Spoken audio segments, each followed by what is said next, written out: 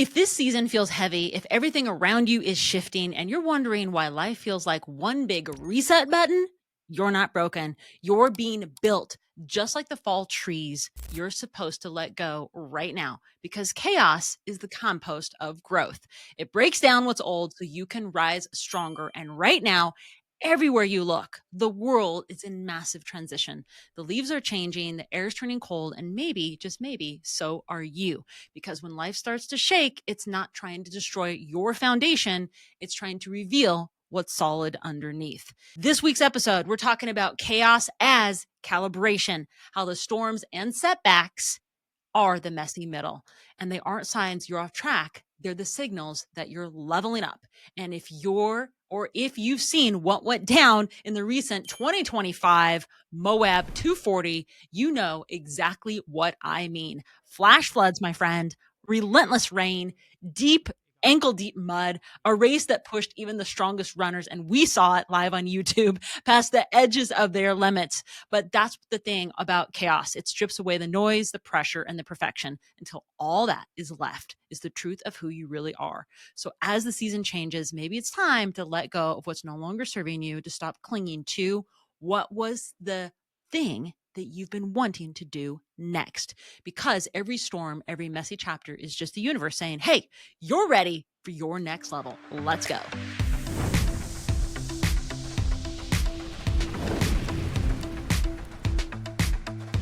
Welcome to Embers Rising, my friend. I'm Wendy J. I'm here with my incredible husband, adventure partner, my co-creator across the table from me, David Tucker.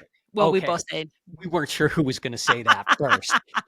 Yes, Moab 240. We just watched the people for 4 days come through, and talk about 5 days. Yeah, chaos. it was right? crazy. It made me think that ultras are really all about trauma bonding. That's very true. Well, so today's episode is not about strategies, my friend. It's not about AI. It's about what happens when you meet the edge and don't back down. So today we are pulling lessons from the trails, our life, our guests, from the wilderness, from the breakdowns that turn into breakthroughs when you're too far in to turn back, like a Moab 240. And this one is for the leaders in the wild who feel like you may be too far behind. And hey, real quick, before we get into this, my team was just letting me know that over 67% of you who watch us on YouTube aren't subscribed yet. Could you please do us a quick favor? Hit subscribe. It's totally free, and that way you won't miss any of our episodes we drop here. It also lets us know you're loving the content and that this is hitting home for you. So thank you, thank you, thank you for subscribing. All right, let's get back into this. And that's actually a pretty good number, 67% not subscribed. Is that what you said? Yeah. That's actually a pretty good number when we look at podcasts, right? Because Yeah. in marketing, we talk to people all the time, and we often see, right, like a retention, a subscription rate, Yeah. way lower than that. Yeah. So good job. I think they're all here for you. Okay. Well, fall is here, and we are talking pumpkin lattes, muddy trails, sweater bins coming out of the closet and back into your other closet, candles lit, trees lit full of color, morning runs at 40 degrees, breath visible, dodging rain and wind. I mean, this is it. I mean, this is the time where I think, okay, you start switching your meal plans, right? Now it's like soups, stews. I'm thinking like the harvesty squashes and butternut squash stuff, delicatas, the whole thing, sweet potatoes. And yet for athletes and business owners, it is a new season, but it's the same chaos, right? But It it just comes is. with warmer clothes. Yeah, it is. But fall, to me, it is a cozy reset. I like that when I can say, okay, I'm changing the season. We're pulling in the patio furniture and we're winterizing. The lights are going up. And now I'm thinking, this is a reset for myself. And I love that. And that's why I wrote this episode today. I was like, okay, you know what? I want to get into what does it take to have a reset? And I've written some lessons down to also can help you as our listener go after the dream, the thing that's still nudging you in the background. And we talk about this all the time because here we are with Embers Rising, and we all have flames that are inside that we just don't actually let out. No, David. Okay, let's turn the pages on you. Let me just ask you, what is going on for you right now? Well, I mean, fall, I love fall, but I always think of it as sort of not just a reset, but a new opportunity. Yeah. And so for me, I'm a little antsy for fall because I want winter to come because I want spring to come Yeah, and then the new season, right? The totally. new season where we get to be outdoors because we live our lives outdoors. Outdoors. I was reminded of that this morning. We were running, it was 39 degrees. And I'm like, all right, this is the way it's going to be for quite a while. But for me, race season is over. All of the races have been completed. For me, not for Wendy J. She's still got one or two left. Plus, we've got the community things, right? The pumpkin run, the Christmas run, those sorts of things. But those don't really count. But it feels like an accomplishment in a lot of respects. And it also feels like a little bit of a letdown, right? Like I feel like, what am I gonna look So forward to? what are you looking for? What's on your Iron Man list, Dave? Could tell us all.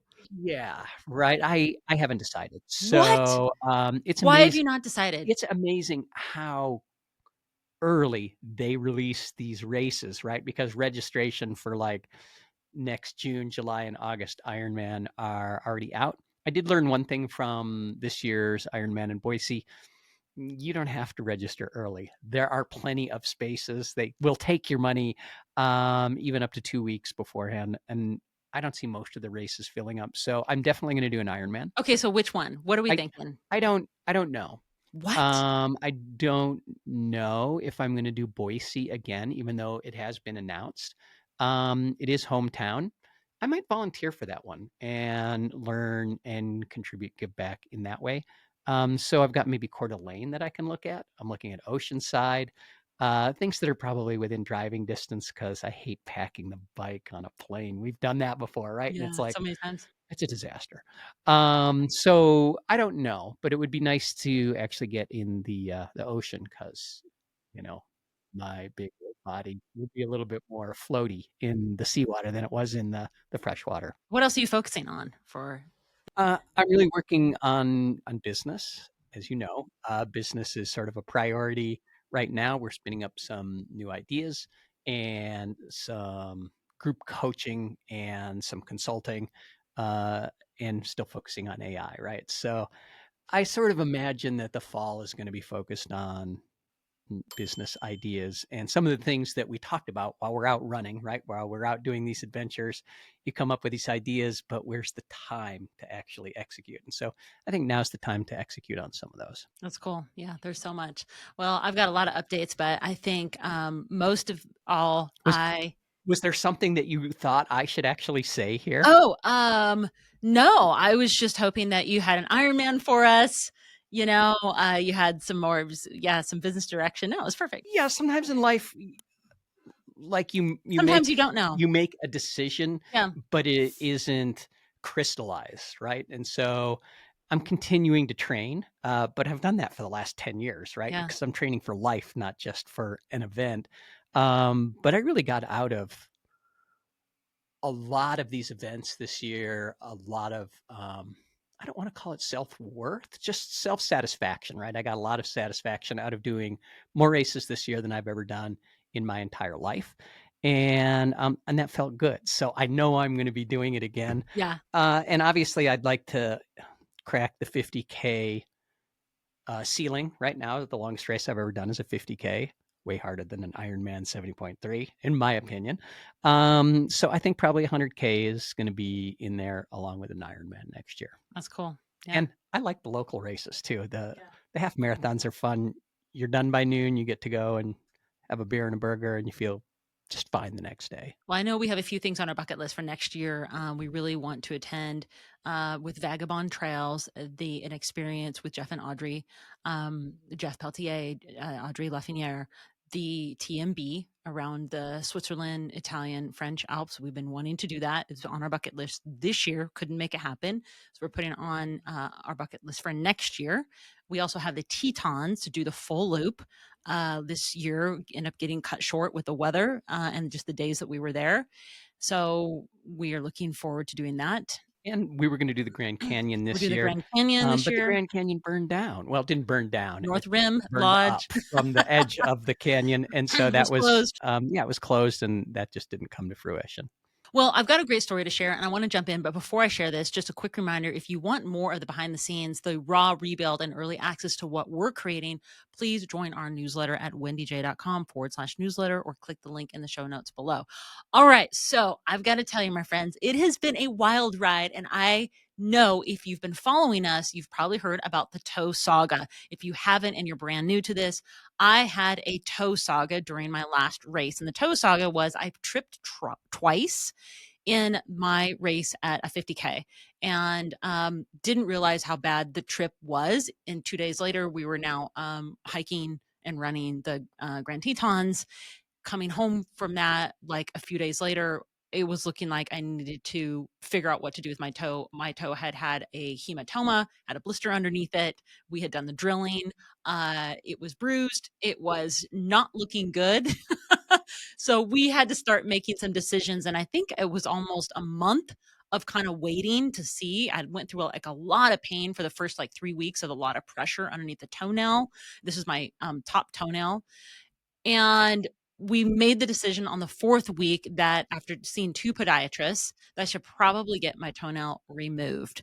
By the way, if you're listening to this, and you've had that done, boy, we're in the same club and in good company. But if you have not, and please, I don't even know if you want to say think about it. It was a lot of learning lessons. And it's why I tied this story into this, not to hopefully gross you out, but I really wanted to share the lessons I learned more on my personal side because we run at such a high level. It is very hard for us to take days off, especially for me. I will speak for myself, learning for me to take days off.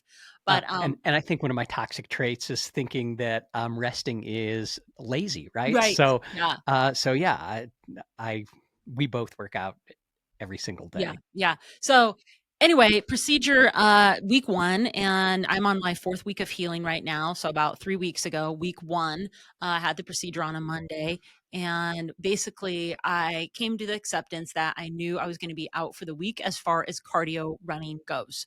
And so that started now just kind of like, okay, taking healing time, getting the feet raised up, the whole thing, doing all that, going through the bandaging, pain. It taught me that first week, I think, to have a lot of patience. I remember sitting in the bathroom at one point trying to take off that bandage, and, I was in there for a couple of hours. We just couldn't get it off. I mean, we were soaking it for like an hour, and it just was it was so excruciating that first 24 hours. And then having to change it was just not great to look at open wound. But so I think the first week was me trying to find patience within myself. I was still entering into our home gym every day, trying to at least get stretching in and trying to get some lifting in. The second week, my lessons changed to more now, I'm feeling the adrenaline, like, "Okay, it's good, I'll just cover it up and we'll go for some runs." I did 3 back-to-back runs, massive setback with more infection, and so it was like, one day great, next day infection, another day started on the healing path, next day infection, constant, infections trying to heal, and I really couldn't get over the hump of an infection until week 3. I was still having infections in week 3, and I was trying everything under the sun, super diligent about doing saline, warm salt baths, but my toe was just, like, not wanting to be in there very long. At the same time, very sterile, clean bandages, trying different, first aid creams. I have an allergy to, like, neomycin, which is also in, like, bacitracin. We had tried some Melagel, some goo. I think what's it called, Dave? In the little tins or like goo something, green goo, maybe green goo. I tried that. We weren't getting anywhere. And I think it was like week 3, middle of the week. Dave and I looked down at my toe and we're like, man, it doesn't look good. It's like purpley blue and it's super swollen. Remember that day? Yeah, It yeah, was like not good. and our next door neighbor's a doctor, Yeah. and so Wendy actually took a picture of her toe I'm and like, texted it over to him, yeah. and, he said, "I'm in the operating right now, but if I were you, you should go see a doctor." I get some antibiotics. Like, that's what we're trying to do, Yeah, like, we're like, come on home. so I think week 3 now with the I think emotional whiplash because every night I was going to bed exhausted and stressing over crewing basically my toe. It's like my toe was showing up for an aid station every day. I'm like, okay, here we are again. And having a permanent like first aid station in our bathroom for the last 4 weeks, 5 weeks, whatever it's been on the floor.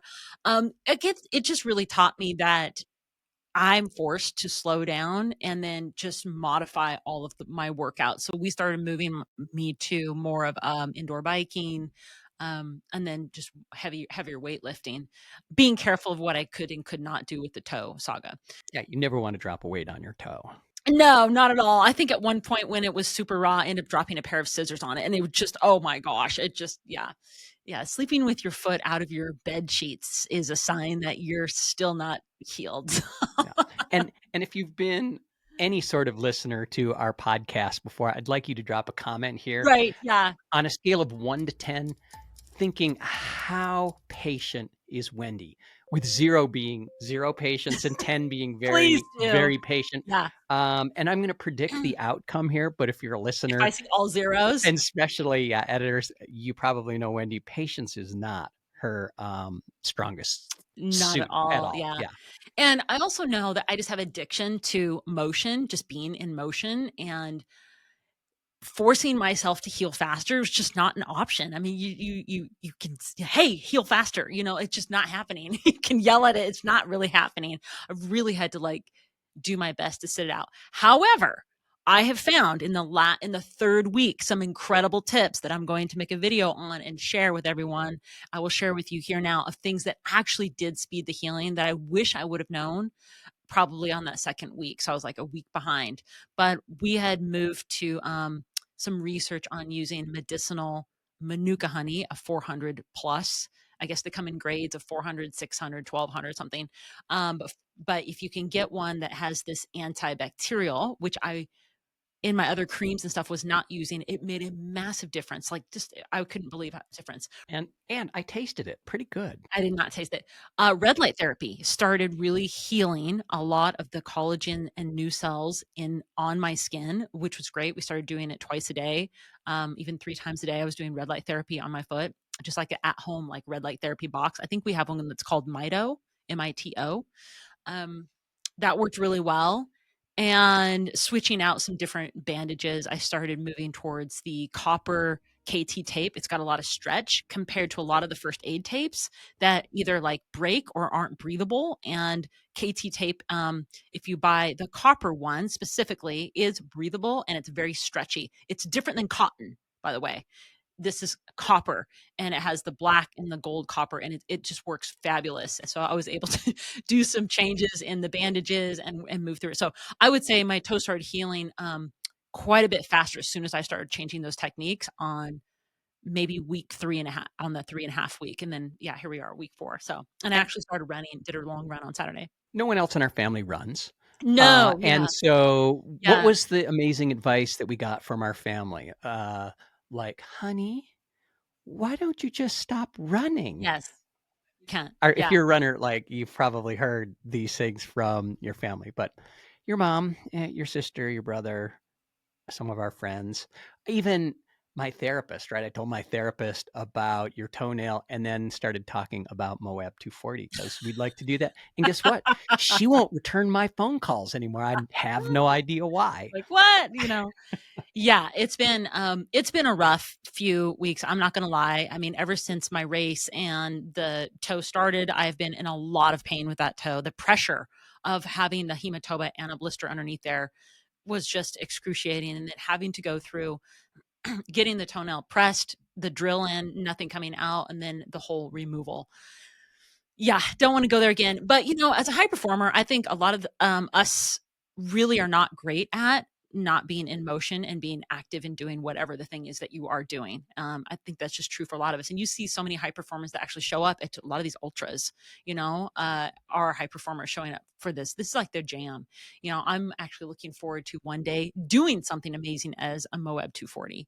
Well, So, we do a lot of amazing things, but I mean, there are some shout outs to some Moab 240 people oh my like gosh. Andy Glaze, right? Like that guy is a machine. He is so awesome, runs 100 miles a week. Look him up on Instagram. or YouTube, Andy Glaze. Also David Goggins, right? Like there Incredible. was no announcement from Goggins. He never talks about what he's going to do. And then he did Bigfoot 200. And then I happened to be able to scrape through some of my AI stuff, the people that had signed up for Moab 240. And I'm like, Goggins signed up for Moab 240. That's And it was amazing. amazing. And he finished in really good time. I think he was top 10. So Super shout out to someone I'd love to bring on our podcast to share his story because he was in the top 10 men, Josh Coleman, big Triple Crown winner for, was it Triple Crown? Yeah, I think it was like Bigfoot, Tahoe Tahoe 200. 200. Yeah. And Mo 240. So, Yeah. yeah, Their incredible. therapists won't return their phone calls either. So So, yeah, anyway, absolutely incredible. I think the lesson here is that sometimes when we're talking about resets and calibration and chaos, it has felt like a toe chaos. And I feel like I'm finally over the hump of all the pain. And now we're just working through scab and dailies of just getting through. It's just at a point sometimes where you have to, are forcing yourself to be patient. There's really not much more you can do. In the big scheme of things, one day, 3 weeks is not gonna matter. It bumped me off my race schedule for sure, so that does matter, and I'm recalibrating my race schedule at the moment, but I'm also looking ahead, and the cool thing is I'm looking ahead all the way into 2026 already, which we'll talk about here in just a few minutes, of what that even looks like for my race schedule. because you were supposed to be at Arches, the Couple days Ultra before. last week, right? It Yeah, would have been last week. yeah, And so obviously that didn't happen. We weren't that crazy. But at the end of the day, you know, a lot of times like leadership and high performance looks a lot like not quitting sometimes. And when you frame it that way, sometimes the things that you think are failures actually become your greatest successes, right? Like, because you true. push through Yeah, it and totally. get to the other side to find the goodness, you know, the good stuff that's going to happen. But with that said, if my toenail ever threatens to fall off, I am done running, and That's what that's it. Dave keeps It saying. hurts sometimes, but Yeah. I run just enough to stay in shape and be able to do the thing. But the second they start turning brown, I'm like, I'm out of here. I don't think I'll ever forget that first 24 hours. That was probably the most excruciating I felt just because we couldn't get the NSAIDs to kick in those first 6 hours, and that was like having a body part ripped off and you've got no painkiller. I mean, it was wicked, wicked rough. And I've had a lot of bike crashes in my life, and that was extreme. That was extreme. So anyway, that's my lesson number 1. I think, you know, talking about the Toe Saga is just finding your patience, being at a rhythm, what you can hold on to and breathe and just get through every day. It's the best you can do. And just say to yourself, this day will pass and you'll get better. And the cool thing is now I'm over the hump of the pain and I'm feeling like I'm coming back. And you too, if you're listening to this and you're going through a thing, you will come back. It's just at the moment feels like years. And I actually felt through a time I was depressed. I was texting my coach. I'm like, I'm feeling depressed. What do I do? You know? So yeah.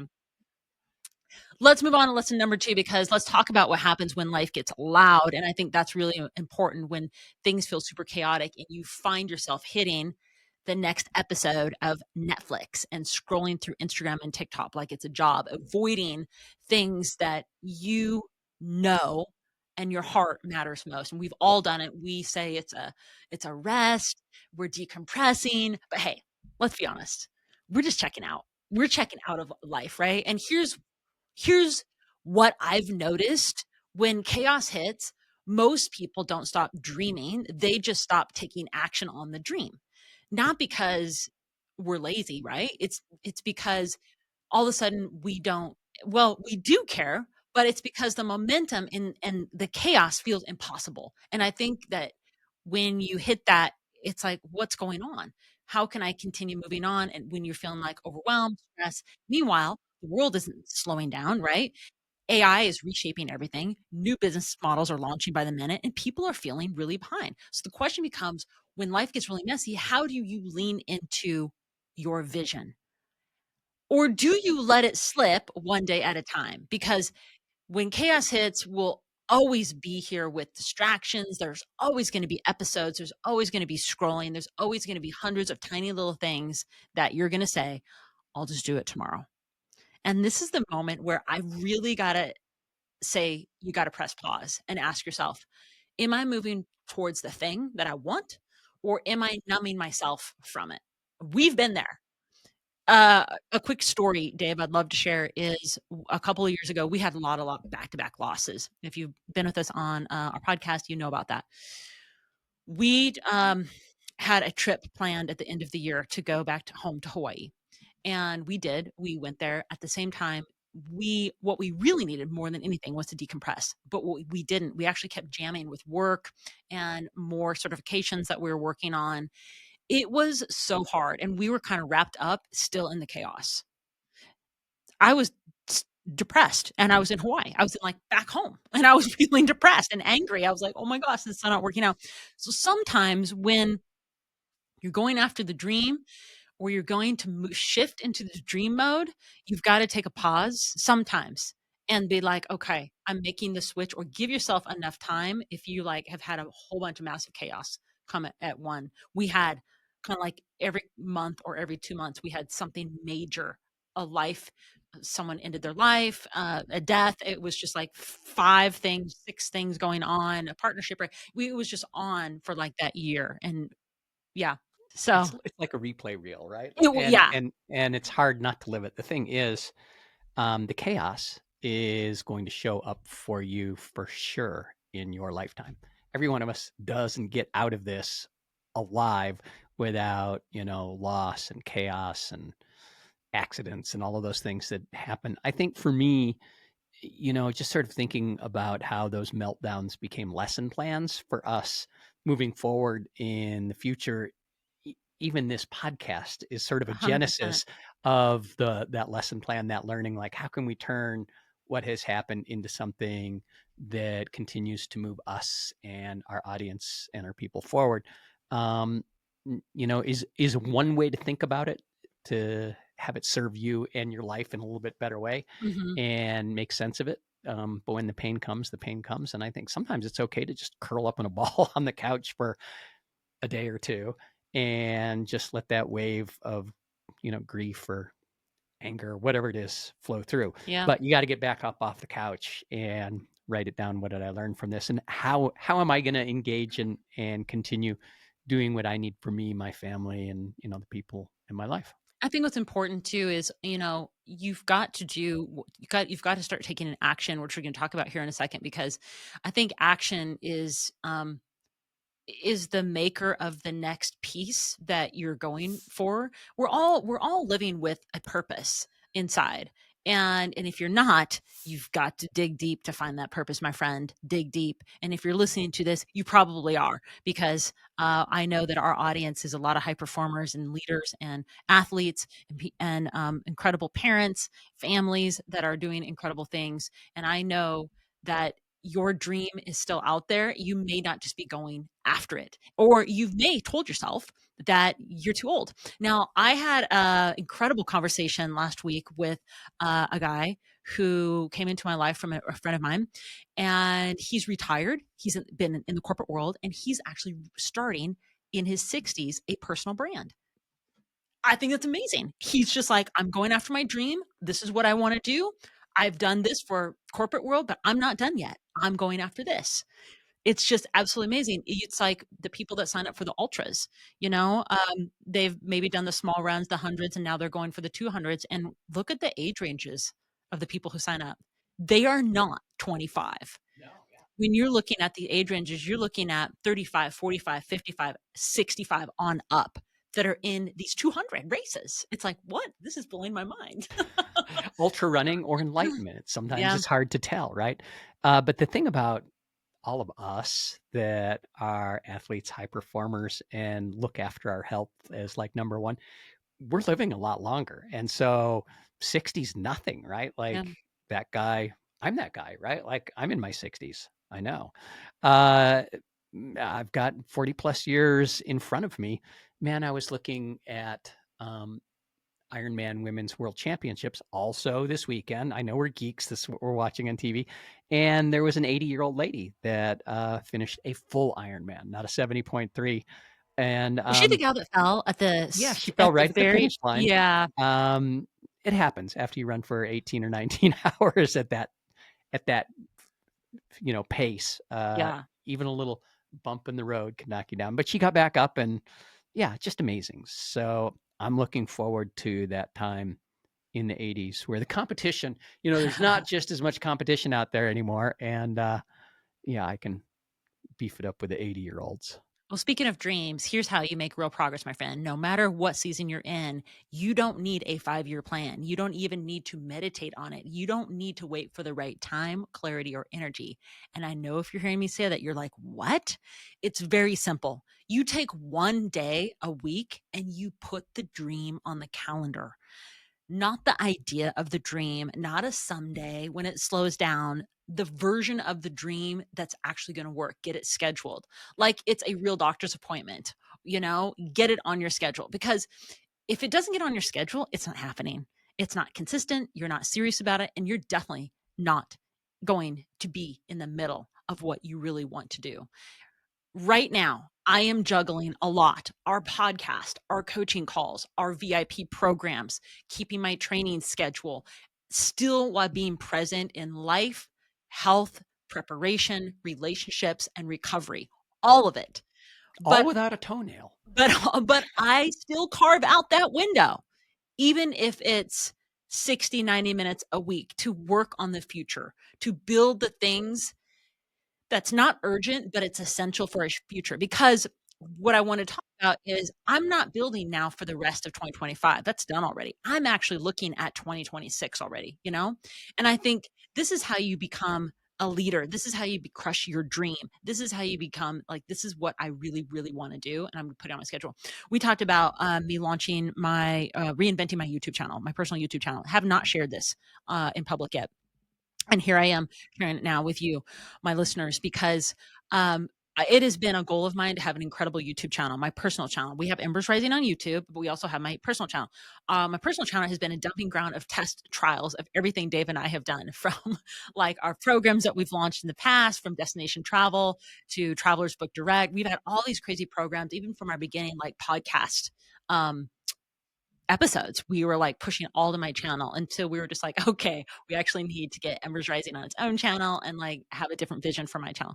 And now I'm just now coming out with how I really want that channel to look. And that's on my plate. But the only way I can get it done is get it on my calendar. So to create content for that and to put my vision together, I actually have to block the time to make that happen. I can't count on anybody else. Otherwise, that dream lives up what David calls like in your head all the time. And you talk about that, it's like up here, but nowhere else. So I think that's just one of the things is block off the time to take the action. That's your first step. And Dave and I are so guilty of that because we will pack our weekends every second of the weekend. We will say no to events just to make sure we can get our own XY thing done. It's crazy. Yeah, you can't stay out till midnight and then get up at 6 in the morning and go for a 2-hour run, But right? that's the Well, I mean, you thing. can, but We at have quality. That's the thing. Our priorities are different. On our weekends, we're training in the morning. So our priorities are, hey, I'm up in the morning and we are so up early that, we're on the trails by what, I don't know, 7 o'clock, 8 o'clock in the morning. Now, with the weather change, we do have to like change our plans a little bit, depending on the weekend and how the weather's looking. We're about to fall back, right? We'll Right. set that clock back. And for some reason, it's only an hour, but it feels like you've flown to some other foreign country Totally. and you're in a completely different time zone, right? And you're in a funk Totally. for like a week. Yeah. And, I was just going to say, every weekend for us is like full on adventure every weekend. So Saturday and Sunday is usually like, I think I was getting depressed during those 3 weeks that I've been down. Like, oh my gosh, I don't have an adventure, to go to. But it's what drives us. Now you have different things that drive you, your kids, your family, other events, high priorities that you want to do, your book, your song, whatever your dream is. I'm just saying, if you don't get on the calendar and you're sitting there with your next, episode of Netflix, only do that if you've put the time and energy into the thing. Because we've all been guilty of that, of saying like, oh yeah, we're not going to do it. And I'm going to go off course here for a second, but you said write your dreams down, put it on your calendar, right? But we all have ideas. And what I've done with my own personal AI is I've listed out the things that I'm trying to accomplish in the background in the instructions. I've customized it for me. And so earlier today, I'm having this conversation with AI because I'm just asking about something I heard on a podcast. And so I'm asking about one thing, but it's thinking, deep thinking in the background, how to sort of point the conversation back toward what I'm doing. And again, it just presented like these incredible ideas that started off with, frankly, a political conversation and spun it into the direction that I'm headed. And it just nudged me. It's like, hey, remember, we're headed this That's direction, great. and you can use this, and this in this way for marketing, for monetization, for products, those sorts of things. So today, not only write it down on your calendar, but if you don't have a personal, a customized AI, create one and put those things in there, because you'll end up in those conversations that you think are random, where you're just sort of noodling out something, with a whole new product or idea that you can put on your calendar and you can, execute on. Yeah, yeah, absolutely. And if you're interested in learning more about AI, we have an accelerator that's coming out, a really intense Oh weekend. man, it's almost like I dropped that on I purpose. know, I didn't right? I'm even just know you like, were going to talk about that. we do have an AI accelerator coming out. It's like a full weekend thing with Dave and I, where we're just going to like teach everything we know. You can get all the details if you either DM me or jump on my newsletter. You'll see it, or you can go out to my social media. You'll see it out there. I'm sure in some of our recent posts out there. So yeah, And, go check and it if out. you're an athlete, my entire Ironman journey was coached through an AI that I created specifically for my training and for me, based on my metrics. And so I've created another one this winter, because in the wintertime I spend more time in the gym lifting. And again, it's just an accountability partner. Can't spot you on the bench, but it can do everything else. And you actually just put in your weights, your goal, and it incrementally starts to progressively load you, over the wintertime. So I've started that. It's a lot of fun. Well, if you're just listening to this and you want to be part of the build out of this program, we're actually building it out with you. So you can go jump on our 1 minute survey of everything that we are opening up to teaching. So go and jump it on, because we're actually building that program with you. So just wanted to throw that out there. Was not in my notes to even talk about today, but just throwing that out there. Anyway, Good moving catch. forward, I also think right now is such a beautiful season of transition. This is the season when you can start thinking about, hey, you know what? I have been doing this thing for so long, I need to reset. Again, bringing you back to watching the leaves drop on those trees. Those trees have to drop those leaves because they need to put energy to the roots of who they are. And the same thing with you. You've got to go down and root yourself. It's a perfect time to do it this fall. Get into yourself and say, okay, what do I need to let go of? Who do I need to let go of? And what can I replace it with, or start becoming, or putting my dream towards this thing and putting your energy into that. And never feel like you're scared, because always progress is scary, because I think, oh my gosh, I can't believe that I'm signing up for 100K next year. But you know what? If you have someone to do it with, like a coach, a team, a community, get around people that can help like encourage you and build the confidence to do the thing. My coach, as I know, my coach wants to ask me, do you want to do a 100 miler? She will not say that yet. My coach is very humble. She will not say that, but she's letting me decide in my own head. And I told her the other day, listen, if I don't have confidence and can't see myself doing 100K, I can't do a 100 miler, And she was like, I agree with that. Okay. So you got to have confidence to do the thing. But the way you build confidence is actually start doing something. You're going to fumble, you're going to fail, but actually get around the people that are doing it. I can't imagine if I sign up for Moab 240 one day that, I may not make it through the first time. It may be a DNF like everybody else seems to DNF their first year, but you come back and do it year after year. And I think that's the thing that's cool about having your real coach, right? Yeah. Because my AI coach, he's very positive. Yeah. And so he's like, "Oh, that's what we're going to do. Like, let's figure out how to Yeah. do it. If you want to pay $300 to, go into nature and cry with a bunch of strangers, then let's do it. Let's sign up for that thing." Yeah, for sure. And I think coaching is so important, even when you're looking into what we're doing right now. We had just launched a program called Scale with Soul. It is a really incredible program where Dave and I are pouring in a lot of VIP experience in a 90 days. So, like 12 weeks, 1 hour coaching to move you from everything you want to do from your vision to have a full-on foundational engine, including in our communication profile, which we talked about way long ago when we launched our program, Speak to Connect. All that communication models built in there, and then AI advertising is built in there. So if you're interested, hey, just throwing that out there too. That program's open, and we're still taking some people for these next couple of months.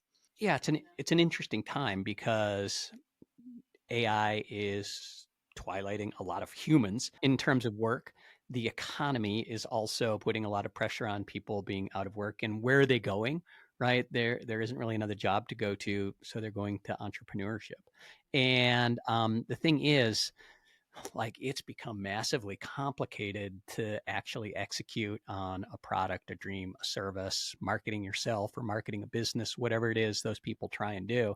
Yeah. And, in my years, I've worked with startups that have $5 or $10 million that they burn through right before they start to figure out how to do it. And most of these people can't afford that, right? You've got to get it up and running in 90 days. Yeah. Really, that's sort of like the timeline. So that's what that piece Yeah. of the accelerator does. It at least gives you the foundations and fundamentals of Yeah. personal branding, getting attention, delivering a product, those sorts of The things. cool thing is, working with us, we're taking everyone that we've worked through with over the years. We've worked with very high level masterminds, very high level marketing teams, and private coaching.